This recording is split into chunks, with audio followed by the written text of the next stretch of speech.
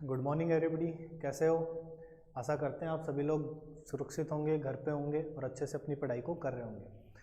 जो हमारी कल की क्लास थी उसमें हमने बात की ध्रुवणता के बारे में, फजान के रूप के बारे में या फायांस का नियम हमने उसमें पढ़ा। तो एक बार थोड़ा सा समराइज़ करते हैं कल जो हमने पढ़ा उसको, ठीक है? शॉर्ट में देखते हैं, समराइज़ करते हैं और कुछ नई चीज़ें उसमें ऐड करने की कोशिश करते हैं, ठीक है? चलिएगा, कल हम बात कर रहे थे फायांस के नियम की। किसके नियम की? फायांस का नियम। इस फायांस के नियम में हम किसकी बात करते हैं? Covalent character in ionic bond, ionic बंध के अंदर सहसंयोजक गुणों की बात करते हैं। आयनिक बंध में किनकी बात करते हैं? सहसंयोजक गुणों की बात करते हैं, ठीक है? यानी हम ध्रुवणता समझते हैं। तो ध्रुवणता जो है वो समानुपाती है किसके? धनायन के आकार, ऋणायन के आकार और धनायन और ऋणायन पर आवेश, इन सब पे के ऊपर वो निर्भर करती है। तो ध्रुवणता समानुपाती होती है ऋणायन के आकार के या ऋणायन का आकार, व्यतकर्मानुपाती होती है धनायन के आकार के,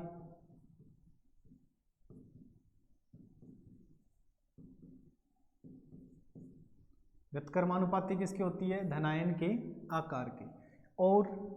और समानुपाती है धनायन व ऋणायन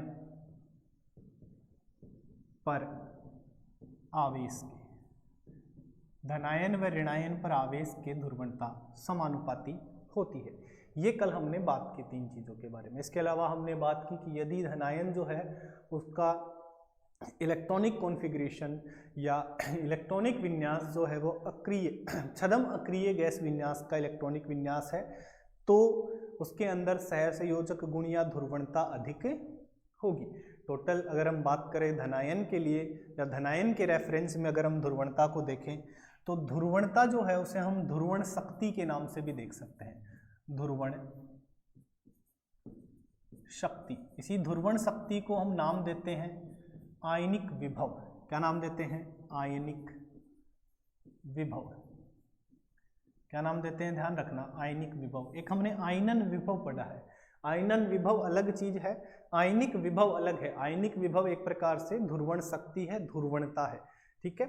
ये जो है इसे हम फाई से डिनोट करते हैं। किससे डिनोट करते हैं? फाई से। या हम यहाँ लिख सकते हैं या आयनिक विभव, आयनिक विभव। और इस आयनिक विभव को हम क्या कहते हैं? फाई कहते हैं। किससे डिनोट करते हैं? फाई से डिनोट करते हैं। और ये जो फाई होती है इसको अगर हम धनायन के लिए देखें तो फाई इज इक्वल टू धनायन पर आवेश। धनायन पर जितना अधिक आवेश होगा ध्रुवणता उतनी अधिक होगी। धनायन पर जितना अधिक आवेश होगा ध्रुवणता उतनी ही अधिक होगी। तो फाई इज इक्वल टू धनायन पर आवेश बटे धनायन का आकार, धनायन का आकार। ये चीज हमें नई सीखनी है। तो दोस्तों ध्रुवण शक्ति या आयनिक विभव फाई इज इक्वल टू क्या होता है? धनायन पर आवेश बटे धनायन का आकार, charge upon radius, charge on cation upon radius of cation. ये होती है हमारी ध्रुवण शक्ति या फाई, ठीक है? चलिएगा, क्या क्या सीखा है हमने कल की क्लास में? हमने सीखा है कि ध्रुवणता जो होती है वो समानुपाती होती है ऋणायन के आकार के, व्यतकर्मानुपाती होती है धनायन के आकार के, और समानुपाती होती है धनायन व ऋणायन पर आवेश के। ये हम सारी बातें कल की क्लास में कर चुके हैं।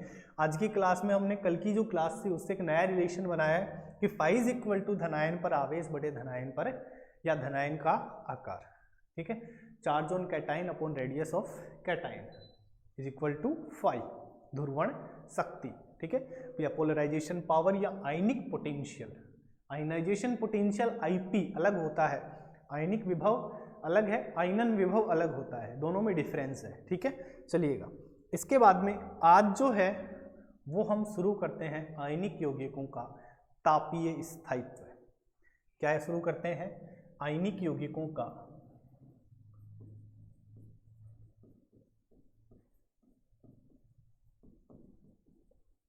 तापीय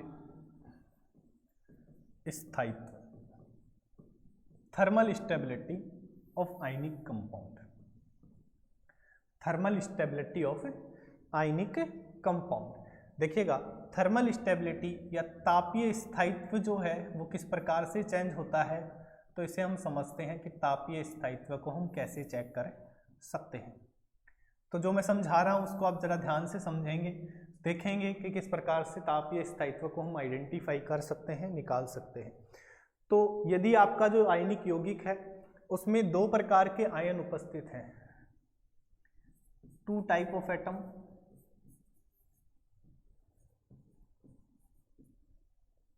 टू टाइप ऑफ एटम, दो प्रकार के परमाणु उपस्थित हैं या दो ही प्रकार के परमाणु उपस्थित है, जैसे NaCl, MgCl2, CaCl2, ठीक है, NaF, NaBr, ये सारे के सारे इनमें तो दो ही प्रकार के एटम हैं। केवल दो प्रकार के अगर एटम उपस्थित हैं तो तापीय स्थायित्व जो होगा, तापीय स्थायित्व जो है वो समानुपाती हो जाएगा 1/, साइज के।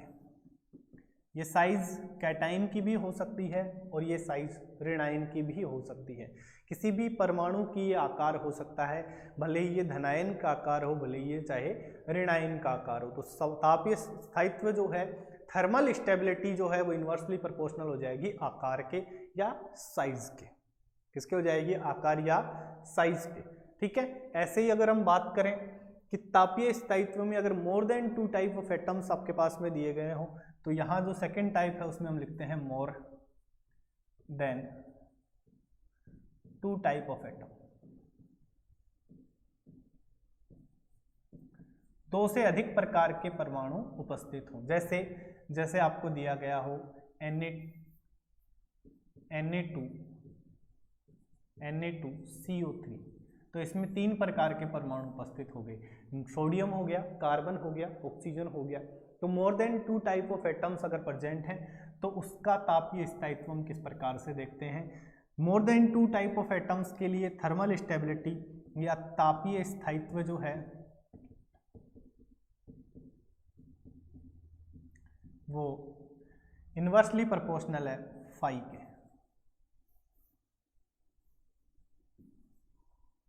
वो इन्वर्सली प्रोपोर्शनल है किसके? फाई के। और फाई जो होता है वो क्या होता है? Charge upon radius. तो तापीय स्थायित्व क्या हो जाएगा? तापीय स्थायित्व समानुपाती हो जाएगा चार्ज अपॉन रेडियस। तो साइज यानी रेडियस ऊपर आ जाएगा, तो साइज अपॉन चार्ज, ये हमारे पास में आ जाएगा, साइज अपॉन चार्ज। अगर दो प्रकार के एटम उपस्थित हैं, तापीय स्थायित्व इन्वर्सली प्रोपोर्शनल है साइज के। अगर दो से अधिक प्रकार के परमाणु उपस्थित हैं तो तापीय स्थायित्व सीधा समानुपाती है साइज के। यहाँ व्यतकर्मानुपाती है साइज के और यहाँ क्या है? सीधा समानुपाती है साइज के, और व्यतकर्मानुपाती होगा किसके? चार्ज के, ठीक है। चलिएगा क्वेश्चन देखने की कोशिश करते हैं। सपोज दैट आपको दे रखा हो NaCl, NaBr या NaCl, NaBr, NaI और NaF, और आपसे पूछा गया हो कि दिए गए यौगिक जो हैं उनके तापीय स्थायित्व का क्रम बताइए कि तापीय स्थायित्व क्या होगा। तो तापीय स्थायित्व किस प्रकार से वेरी करता है, देखिएगा ध्यान से। अगर दो प्रकार के परमाणु उपस्थित हैं, कितने प्रकार के परमाणु उपस्थित हैं? दो प्रकार के परमाणु उपस्थित हैं, तो तापीय स्थायित्व व्यतकर्मानुपाती है साइज के। तापीय स्थायित्व क्या है? व्यतकर्मानुपाती है किसके? साइज के। और तापीय स्थायित्व व्यतकर्मानुपाती है फाई के, या आयनिक विभव के, या ध्रुवण शक्ति के, या ध्रुवणता के। तो more than two type of atoms अगर प्रेजेंट है तो तापीय स्थायित्व व्यतकर्मानुपाती होगा किसके? फाई के। फाई इज इक्वल टू क्या होता है? फाई इज इक्वल टू, अभी हमने देखा कि फाई बराबर आवेश बटे आकार होता है। आवेश बटे आकार, आवेश और आकार होता है, आवेश बटे आकार होता है। यही होता है क्या? देखिएगा यही होता है, सही बात है, ये लिखा हुआ है, ठीक है। तो चार्ज अपॉन रेडियस, तो रेडियस कहाँ जाएगा ऊपर, और रेडियस का ही मतलब क्या होता है साइज। तो तापीय स्थायित्व समानुपाती है साइज बटे चार्ज के, या साइज के समानुपाती और चार्ज के व्यस्तकर्मानुपाती। अब हम चलते हैं हमारे क्वेश्चन पे। आपको पूछा है कि दिए गए यौगिकों में तापीय स्थायित्व का क्रम क्या होगा। क्या पूछा है, तापीय स्थायित्व का क्रम क्या होगा, थर्मल स्टेबिलिटी का ऑर्डर क्या होगा। तो थर्मल स्टेबिलिटी का ऑर्डर निकालने के लिए हम चेक करेंगे कि इसमें इधर से इधर जाने पर क्या चेंज हो रहा है। तो साइज ऑफ एनाइन चेंज हो रही है क्या, साइज ऑफ एनाइन बढ़ रही है, साइज ऑफ एनाइन बढ़ रही है। और साइज ऑफ एनाइन अगर बढ़ रही है तो हम क्या कह सकते हैं कि टू टाइप ऑफ एटम्स अगर प्रेजेंट है तो size is inversely proportional to the thermal stability, या तापीय स्थायित्व के व्यस्तकर्मानुपाती है तो तापीय स्थायित्व क्या हो जाएगा, तापीय स्थायित्व क्या हो जाएगा, कम हो जाएगा। क्या हो जाएगा, कम। तो सबसे अधिक तापीय स्थायित्व किसका, NaF का, उससे कम NaCl का, उससे कम NeBr का, और उससे कम NaI का। This is the thermal stability order. Okay, आई बात समझ में। चलिएगा और देखते हैं एग्जाम्पल। मान लिया आपको दे रखा हो, एक तो NaCl दे दिया और एक आपको, चलिए NaCl की बजाय कुछ और ले लेते हैं, ठीक है। BeCl2 दे दिया, MgCl2, CaCl2, SrCl2 और BaCl2 आपको दिया गया है। इस क्वेश्चन में आपको थर्मल स्टेबिलिटी का डिक्रीजिंग ऑर्डर बताना है। तो अभी आपने समझा है कि आपको किस प्रकार से करना है। फटाफट से एक बार इसको करने की कोशिश करें कि किस प्रकार से आप क्वेश्चन को सोल्व कर सकते हैं, या किस प्रकार से आप ये क्वेश्चन कर सकते हैं। ठीक है, फट से सोल्व करने की कोशिश करें।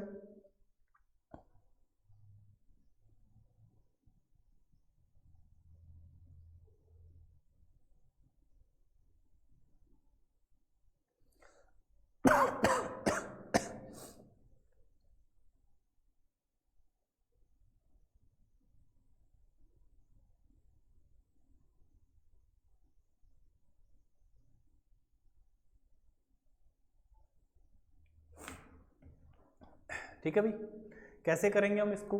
तो देखो BeCl2, MgCl2, CaCl2, SrCl2, BaCl2, अगर हम इस एग्जाम्पल में इधर से इधर जाएं, अगर हम इस एग्जाम्पल में इधर से इधर जाएं तो साइज ऑफ कैटाइन क्या हो रही है, बढ़ रही है। और टू टाइप ऑफ एटम्स अगर प्रेजेंट है, कितने प्रकार के एटम है, दो प्रकार के, एक बेरिलियम है, कैल्शियम है, मैग्नीशियम है, कैल्शियम है, यानी प्रत्येक यौगिक में केवल दो ही प्रकार के परमाणु उपस्थित हैं। तो साइज ऑफ कैटाइन बढ़ने से, साइज बढ़ने से थर्मल स्टेबिलिटी कम हो जाएगी, क्योंकि size is inversely proportional to the thermal stability. तापीय स्थायित्व आकार के व्यस्तकर्मानुपाती होगा। तो तापीय स्थायित्व जो है वो क्या हो जाएगा, कम हो जाएगा। तो सबसे ज्यादा तापीय स्थायित्व किसका, BeCl2 का, उससे कम MgCl2, फिर CaCl2 और BaCl2। ये हमारा आंसर हो जाएगा। ठीक है, चलिएगा और एग्जाम्पल देखते हैं हम। नेक्स्ट एग्जाम्पल हम बात करें, हमें दे रखा है HF, HCl, HBr और HI। ठीक है, आपको क्या बताना है, इनमें इनके तापीय स्थायित्व का क्रम बताना है। क्या बताना है, इनके तापीय स्थायित्व का क्रम।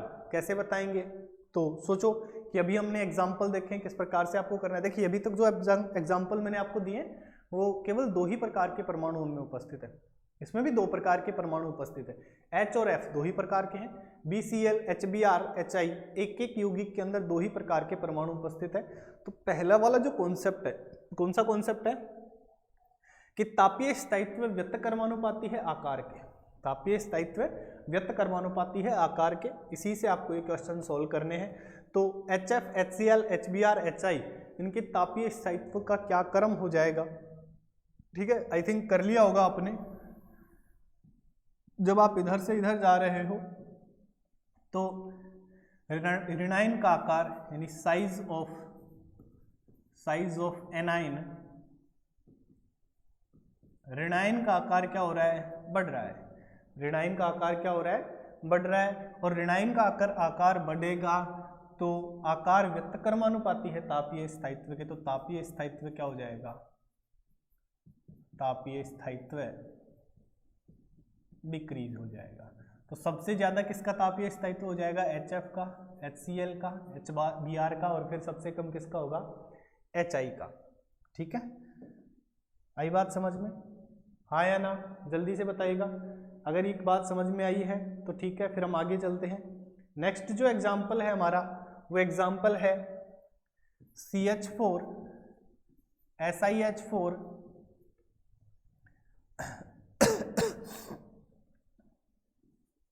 GeH4 SnH4 और PbH4।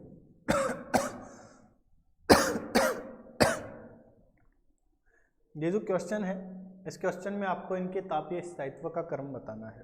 कैसे बताएंगे हम, तो सबसे पहले हम चेक करेंगे कि 2 प्रकार के परमाणु हैं या 2 से अधिक प्रकार के परमाणु उपस्थित हैं।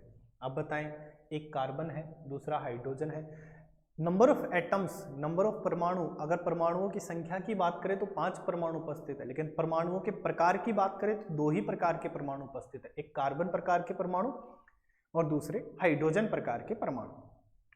तो 2 प्रकार के परमाणु उपस्थित है, तो आकार जो है वो व्यक्तकर्मानुपाती होता है किसके, तापीय स्थायित्व के, और आकार व्यक्तकर्मानुपाती है तापीय स्थायित्व के। तो हम चेक करेंगे कि आकार में किस प्रकार का परिवर्तन हो रहा है, यही बात है।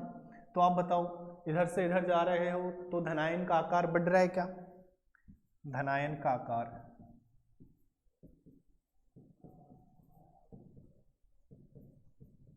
बढ़ रहा है, और आकार व्यक्तकर्मानुपाती है तापीय स्थायित्व के, तो तापीय स्थायित्व क्या हो जाएगा, कम हो जाएगा। तो सबसे ज्यादा तापीय स्थायित्व किसका स्टूडेंट्स, इसका, इससे कम इसका, सबसे कम PbH4 का। आई बात समझ में, चलिएगा, ठीक है, ये हो गया। नेक्स्ट हम बात करते हैं नेक्स्ट क्वेश्चन की। ठीक है, मान लिया आपको दिया गया है Na2CO3 K2CO3 Rb2CO3, और आपसे पूछा गया है कि गिवन कंपाउंड्स जो हैं, दिए गए यौगिक जो हैं, उनके लिए तापीय स्थायित्व का क्रम बताइए। क्या पूछा गया आपसे, तापीय स्थायित्व का क्रम पूछा गया है। तो तापीय स्थायित्व का क्रम बताने के लिए हम सबसे पहले जो चेक करते हैं वो क्या चेक करते हैं कि कितने प्रकार के परमाणु उपस्थित है, क्योंकि हमारा तापीय स्थायित्व का जो कॉन्सेप्ट है वो 2 चीज़ों पर निर्भर कर रहा है। पहला वो फाई पर निर्भर कर रहा है, लेकिन कब, जब 2 से अधिक प्रकार के परमाणु उपस्थित हों, समझ रहे हो, 2 से अधिक प्रकार के परमाणु अगर उपस्थित हैं तो तापीय स्थायित्व व्यक्तकर्मानुपाती है किसके, फाई के, यानी तापीय स्थायित्व समानुपाती है साइज और व्यक्तकर्मानुपाती है चार्ज के। लेकिन यदि 2 ही प्रकार के परमाणु हैं तो तापीय स्थायित्व व्यक्तकर्मानुपाती है आकार के या साइज के। तो सबसे पहली चीज जो हमें चेक करनी होती है वो टाइप ऑफ एटम चेक करनी होती है कि कितने प्रकार के परमाणु उपस्थित हैं। आई बात समझ में, चलिएगा। तो हम देखते हैं कि हमारा जो क्वेश्चन दिया गया है उस क्वेश्चन में हमारे पास कितने प्रकार के परमाणु उपस्थित है। तो सोडियम, कार्बन और ऑक्सीजन 3 प्रकार के परमाणु उपस्थित हैं। कितने प्रकार के, 3 प्रकार के परमाणु आपके पास में उपस्थित हो गए। 3 प्रकार के परमाणु आपके पास में उपस्थित हैं, तो इसका मतलब क्या है कि जो नंबर ऑफ एटम्स है वो मोर देन 2 टाइप ऑफ एटम है, और more than 2 type of atom है तो इसका मतलब है thermal stability TS is inversely proportional 1/5 के। TS इनवर्सली प्रोपोर्शनल है किसके, 5 के। TS इनवर्सली प्रोपोर्शनल किसके, वही 5 के। ठीक है, इसका मतलब क्या है कि आपको क्या चेक करना है, आकार और आवेश। तो आवेश की अगर बात करें तो सब पे धनायनों पे +1 आवेश है, ऋणायन जो है सब पे -2 आवेश है, तो ऋणायन बदल नहीं रहा है। अब हम बात करेंगे इसके, ठीक है, क्या बदल रहा है। तो more than 2 type of atom है, और more than 2 type of atom है तो थर्मल स्टेबिलिटी आकार के समानुपाती और आवेश के व्यक्तकर्मानुपाती। आवेश और आकार का हम रिलेशन जानते हैं। तो Na2CO3 K2CO3 Rb2CO3 के अंदर धनायन का आकार बढ़ रहा है क्या, क्या बढ़ रहा है भाई, धनायन का आकार, धनायन का आकार बढ़ रहा है, और धनायन का आकार बढ़ेगा तो दो more than 2 type of atoms हैं, more than 2 type of atom है, और more than 2 type of atom जब होते हैं, more than 2 type of atom होते हैं तो तापीय स्थायित्व साइज यानी आकार के समानुपाती होता है। आकार के क्या होता है? समानुपाती। तो यहाँ पर आकार के समानुपाती होगा, इसका मतलब तापीय स्थायित्व भी क्या होगा? बढ़ेगा। आई बात समझ में? तापीय स्थायित्व क्या होगा? बढ़ेगा, यानी सबसे ज्यादा तापीय स्थायित्व इसका, उससे कम इसका। इंपॉर्टेंट है भाई, ध्यान रखेंगे। मोर देन 2 टाइप ऑफ एटम्स के लिए अगर अब बात की जाए तो तापीय स्थायित्व आकार के समानुपाती होता है। तापीय स्थायित्व क्या होता है? आकार के समानुपाती होता है। ठीक है, ये एग्जाम्पल हमने देखे। नेक्स्ट और एग्जाम्पल हम बात करते हैं। मान लिया आपको दिया गया हो Li2SO4, MgSO4, Na2SO4 और CaSO4। ये एग्जाम्पल आपको दिए गए हैं। चार जो कंपाउंड दिए गए हैं आपको, और इनके तापीय स्थायित्व का क्रम आपसे पूछा गया है। क्या पूछा गया है अभी? तापीय स्थायित्व का क्रम पूछा गया है। तो कैसे करेंगे भाई? तो सोचो कि इसमें क्या चेंजेज हो रहे हैं। तो सबसे पहली चीज जो आपको देखनी होती है वो ये देखनी होती है कि नंबर ऑफ एटम या टाइप ऑफ एटम कितने प्रकार के हैं। अगर 2 प्रकार के परमाणु हैं तो अलग तरीके से सोल्व होगा, अगर 2 से अधिक प्रकार के परमाणु उपस्थित है तो अलग तरीके से सोल्व होगा। तो सबसे पहला प्रश्न मेरा आपसे ये है कि ये जो यौगिक दिए गए हैं इनमें कितने प्रकार के परमाणु उपस्थित हैं? कितने प्रकार के हैं? 3 प्रकार के। कौन कौन से हैं? एक धातु है, सल्फर है, ऑक्सीजन है। मतलब एक यौगिक में 3 प्रकार के परमाणु उपस्थित है, धातु का, सल्फर का और ऑक्सीजन का। यही है, इसमें भी यही है, इसमें भी यही है, इसमें भी यही है। लेकिन अगर हम बात करें इसमें वेरिएशन की कि क्या परिवर्तित हो रहा है, तो देखो भाई, ये 2 जो हैं लिथियम और सोडियम, इनके ऊपर लिथियम के ऊपर +1 आवेश है, SO4 के ऊपर -2 आवेश है। सोडियम के ऊपर यहाँ पर +1 चार्ज है और SO4 जो है उसके ऊपर -2 चार्ज है। अगर मैं मैग्नीशियम की बात करूँ तो +2 और -2 चार्ज है, कैल्शियम के ऊपर +2 चार्ज है, SO4 के ऊपर -2 चार्ज है। देखो दोनों चीजें परिवर्तित हो रही हैं, दोनों चीजें परिवर्तित हो रही हैं, ध्यान से समझना क्या क्या चेंज हो रहा है। तो अगर मैं इसकी बात करूं तो लिथियम Li2SO4 और Na2SO4 इन दोनों का आवेश समान है, चार्ज समान है, इन दोनों पे चार्ज समान है। सही बात है, हाँ या ना? तो हमारे पास में जो थर्मल स्टेबिलिटी का फॉर्मूला आता है कि thermal stability is directly proportional to the size, कब? जब 2 से अधिक प्रकार के परमाणु उपस्थित हों। क्या इन एग्जाम्पल में 2 से अधिक प्रकार के परमाणु उपस्थित है? बिल्कुल यस, 3 प्रकार के परमाणु उपस्थित है, तो 2 से अधिक प्रकार के परमाणु हो गए। तो 2 से अधिक प्रकार के अगर परमाणु उपस्थित है तो थर्मल स्टेबिलिटी प्रोपोर्शनल है साइज के और इन्वर्सली प्रोपोर्शनल है चार्ज के। यानी चार्ज बढ़ेगा तो थर्मल स्टेबिलिटी कम होगी। अब चार्ज किन में बढ़ रहा है अभी? इन 2 में बढ़ रहा है, इन 2 में बढ़ रहा है क्या? हाँ या ना? सही बात है।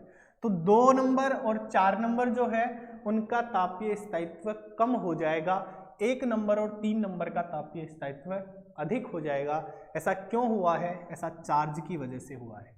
अब हम क्या करेंगे? हम 1 और 3 के अंदर आकार के हिसाब से क्रम निकाल लेंगे। तो 1 और 3 में अगर हम बात करें तो लिथियम और सोडियम में सोडियम का आकार ज़्यादा है और थर्मल स्टेबिलिटी साइज के समानुपाती है, यानी आकार बढ़ने से थर्मल स्टेबिलिटी बढ़ेगी। तो 3 और 1 में से 3 का थर्मल स्थायित्व या तापीय स्थायित्व अधिक, 1 का तापीय स्थायित्व उससे कम। समझना बात को, इन दोनों का आवेश कम है तो तापीय स्थायित्व अधिक होगा इन दोनों की तुलना में। लेकिन इन दोनों में किसका ज़्यादा होगा? Na2SO4 का होगा, क्योंकि 2 से अधिक प्रकार के यदि परमाणु उपस्थित हैं तो तापीय स्थायित्व आकार के समानुपाती होता है। और लिथियम और सोडियम में से आकार किसका ज़्यादा है? सोडियम का। तो Na2SO4 का तापीय स्थायित्व ज़्यादा, Li2SO4 का तापीय स्थायित्व कम। 2 के लिए ऑर्डर आ गया। बचे आपके 2, MgSO4 और CaSO4। इन दोनों का कम है, लेकिन इन दोनों में किसका ज़्यादा है किसका कम है? तो Mg और Ca की अगर हम बात करें तो दोनों में आवेश समान है। अब हम किसको देखेंगे, चार्ज को देखेंगे। ठीक है, चार्ज समान है, चार्ज के बाद में हम किसको देखेंगे, आकार को। तो Mg और कैल्शियम में से किसका आकार बड़ा है, कैल्शियम का। और थर्मल स्टेबिलिटी समानुपाती है किसके समानुपाती है, साइज के। तो जैसे जैसे आकार बढ़ेगा तापीय स्थायित्व बढ़ेगा। तो कैल्शियम CaSO4 का आकार बड़ा है, यानी इसकी तापीय स्थायित्व भी बड़ा होगा या ज़्यादा होगा। तो 4 नंबर और फिर 2 नंबर। तो हमारे पास में जो दिए गए गिवन कंपाउंड्स हैं उनके लिए थर्मल स्टेबिलिटी का जो ऑर्डर होगा वो ये हो जाएगा। आई बात समझ में? आई होप ये थर्मल स्टेबिलिटी आपके समझ में आई होगी। एक बार थोड़ी सी रिपीट कर लेते हैं, हम इसको रिवाइज कर लेते हैं क्या क्या आपको सिखाया गया है। तो सबसे पहले हम बात करें कि जो हमारी कल की क्लास थी उसके अंदर हमने क्या सीखा था कि ध्रुवणता जो है वो समानुपाती है ऋणायन के आकार के, व्यतकर्मानुपाती है धनायन के आकार के, और धनायन व ऋणायन के आवेश के समानुपाती है। कौन? ध्रुवणता। फिर अगर हम बात करें ध्रुवण शक्ति या आयनिक विभव की, तो आयनिक विभव जो होता है वो होता है ध्रुवण शक्ति, मतलब ध्रुवणता को करने की कैपेबिलिटी। और ध्रुवणता कब होती है? जब धनायन का आकार कम हो और धनायन पर आवेश अधिक हो।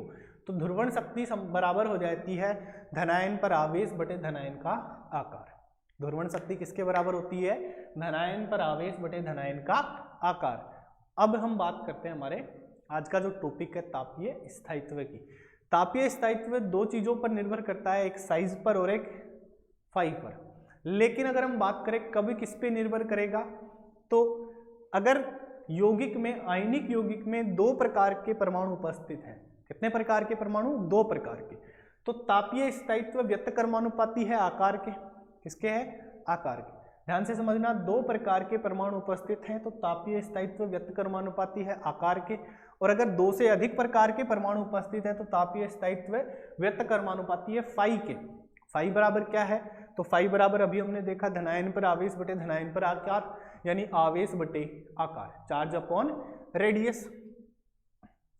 तो तापीय स्थायित्व चार्ज अपॉन रेडियस, तो चार्ज अपॉन रेडियस, तो रेडियस कहाँ जाएगा? ऊपर। रेडियस का मतलब साइज। तो तापीय स्थायित्व समानुपाती हो गया साइज और इनवर्सली प्रोपोर्शनल हो गया किसके? चार्ज के।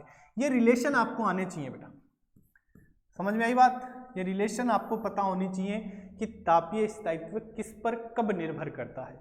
2 प्रकार के परमाणु हैं तो साइज के व्यतकर्मानुपाती, 2 से अधिक प्रकार के परमाणु हैं तो साइज के समानुपाती और चार्ज के व्यतकर्मानुपाती। ठीक है, चलिएगा आगे हम सीखते हैं एग्जाम्पल पर। सबसे पहला एग्जाम्पल हमने देखा NaCl, NaF, NaCl, NaBr और NaI। क्या बढ़ रहा है भाई इसमें? ऋणायन का आकार बढ़ रहा है। क्या बढ़ रहा है? ऋणायन का आकार। और ऋणायन का आकार बढ़ेगा तो तापीय स्थायित्व क्या होगा? कम। क्यों? क्योंकि तापीय स्थायित्व आकार के व्यतकर्मानुपाती है। कब? जब 2 प्रकार के परमाणु उपस्थित हो। कब? जब 2 प्रकार के परमाणु उपस्थित हो। इनमें 2 प्रकार के परमाणु उपस्थित है तो आकार बढ़ने से तापीय स्थायित्व कम हो जाएगा आकार। ठीक है, इस प्रकार से इसका क्रम आ जाएगा। इसकी बात करें BeCl2, MgCl2, CaCl2, SrCl2, BaCl2, तो धनायन का आकार बढ़ रहा है। क्या बढ़ रहा है? धनायन का आकार। 2 प्रकार के परमाणु उपस्थित है और 2 प्रकार के परमाणु उपस्थित हैं तो आकार व्यतकर्मानुपाती होता है तापीय स्थायित्व के, तापीय स्थायित्व के। तो जैसे जैसे कैटाइन का आकार बढ़ेगा थर्मल स्टेबिलिटी क्या होती जाएगी? कम। तापीय स्थायित्व क्या होता जाएगा? कम। तो तापीय स्थायित्व कम हो जाएगा। सबसे ज्यादा तापीय स्थायित्व होगा BeCl2 का, फिर MgCl2 का, फिर CaCl2 का, फिर SrCl2 का और फिर BaCl2 का। चलिएगा नेक्स्ट क्वेश्चन देखते हैं। आगे के जो क्वेश्चन है HF, HCl, HBr, HI, ऋणायन का आकार बढ़ रहा है। 2 प्रकार के परमाणु हैं। 2 प्रकार के परमाणु होते हैं तो आकार व्यतकर्मानुपाती होता है तापीय स्थायित्व के। आकार बढ़ेगा तो तापीय स्थायित्व क्या हो जाएगा? कम आ जाएगा क्रम। सही बात है। चलिएगा इसमें देख लेते हैं। 2 ही प्रकार के परमाणु उपस्थित है, आकार बढ़ रहा है किसका? धनायन का। तापीय स्थायित्व क्या हो जाएगा? कम। तो सबसे ज्यादा किसका? CH4 का। फिर इस प्रकार से क्रम आ जाएगा। इसकी बात करें तो इसमें मोर than 2 type of atoms present है। 2 से अधिक प्रकार के परमाणु उपस्थित हैं। कितने प्रकार के? 2 से अधिक प्रकार के। एक तो मेटल हो गया आपका, एक कार्बन हो गया और एक ऑक्सीजन हो गया। 3 प्रकार के परमाणु हो गए। एक ही यौगिक में कितने प्रकार के परमाणु हो गए? 3 प्रकार के परमाणु हो गए।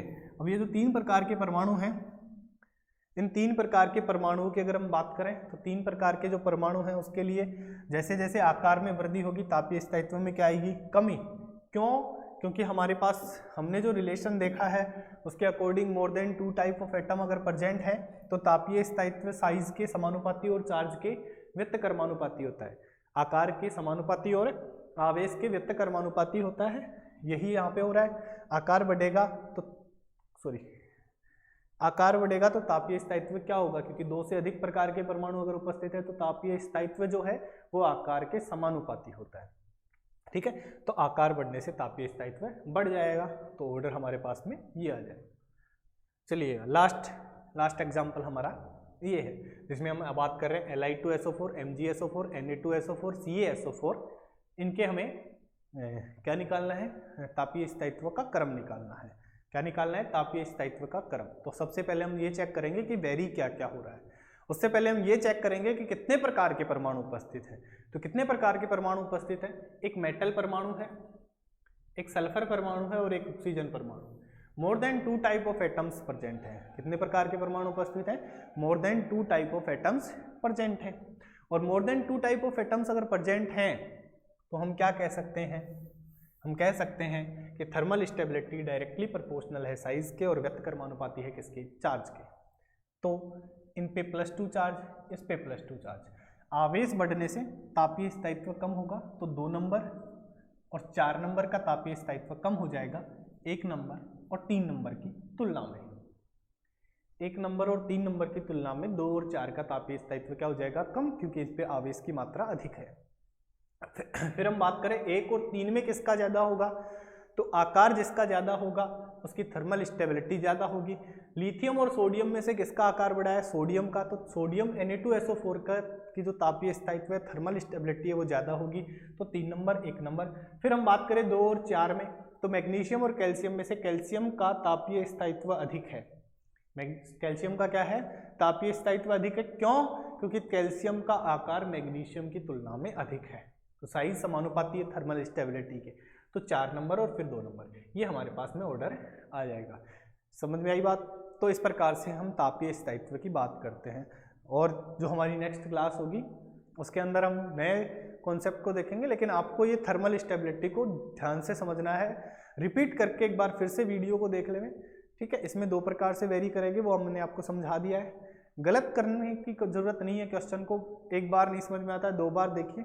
फिर भी किसी प्रकार की कोई समस्या रहती है तो फ़ोन करके या बात करके आप किसी भी समय पूछ सकते हैं। ठीक है, सही बात है?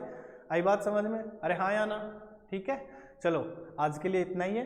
नेक्स्ट जो हमारी क्लास होगी उसमें हम इसके आगे की बात करेंगे। तब तक के लिए अलविदा। पढ़ते रहें।